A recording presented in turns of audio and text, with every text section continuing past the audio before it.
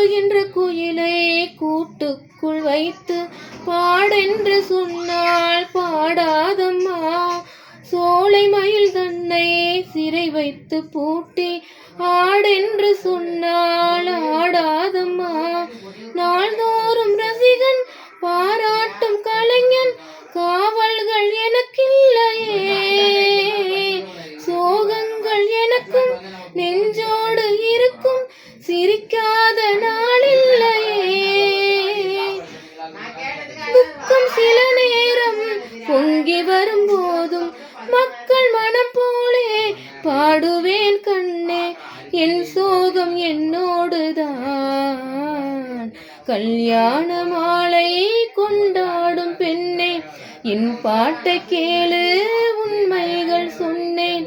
ஸ்ருதியோடு லயம் போலவே இணையாகும் துணையாகும் சம்சார சங்கீதமே.